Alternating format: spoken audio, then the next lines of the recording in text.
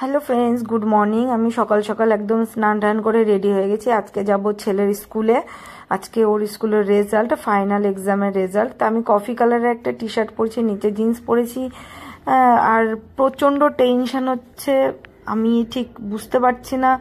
আর টেনশনে আমি আমার ফোনটা কিভাবে ধরতে হবে আমি সেটাই ভুলে গেছি। মানে আমার অলরেডি আমার গা হাত পা একদম থরথর করে কাঁপছে। যাই হোক, যেতে তো হবে, রেজাল্ট নিয়ে আসতেই হবে। প্রত্যেকটা আপডেট দেওয়ার চেষ্টা করব।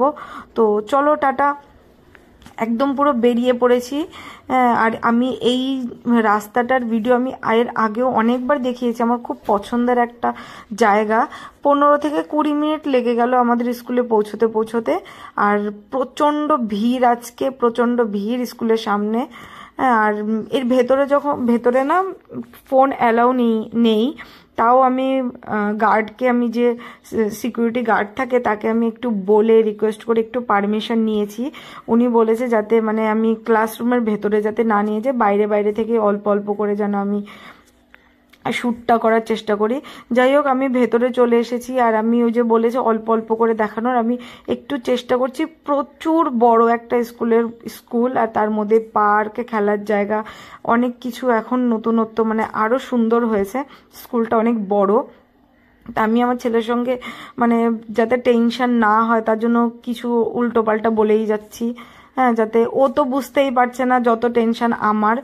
তা আমি তারপরে ঢুকে গেলাম ক্যামেরা বন্ধ করে। হ্যাঁ, আর ফাইনালি রেজাল্ট আমার হাতে চলে এসছে। আমি যতটা ভেবেছিলাম ততটা করতে পারিনি। এটা আমারই গাফিলতির জন্যই হয়েছে, কারণ আমি এখন চারিদিকে মানে এত ব্যস্ত থাকি, সেই জন্য ঠিক হয় না। আমি আমার ছেলেকে কি জিজ্ঞাসা করছি আর ও কি বলছে, ও শুধু পড়াশুনোটাই করে, ও আসলে এই জিনিসটা কিন্তু একদমই বোঝে না। তো চলো আমি শুনি। सही ना किया, रिजल्ट बिल्कुल भी अच्छा नहीं हुआ। 79% आया है और उम्मीद था मुझे। बाबू कम हियर। आपको कैसा लगा? अच्छा लगा। 79% ठीक है? हाँ। इसको अभी पता भी नहीं है 79% होता क्या है। ठीक है बोल दिया।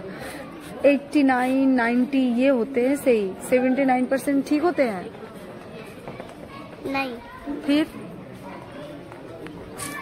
इसको कुछ नहीं पता, बस पढ़ाई करते हैं। এরপর আমরা ওখান থেকে বাইরের জন্য বেরিয়ে পড়লাম। আমার মনটা একদমই ভালো না, কিন্তু আমি তাও চেষ্টা করছি যাতে ও এই ব্যাপারটা বুঝতে না পারে। ওকে যাতে আমি আরো বোঝাতে পারি যে বাবু যেটা করেছো ভালো করেছো, কিন্তু তোমাকে আরো ভালো করতে হবে।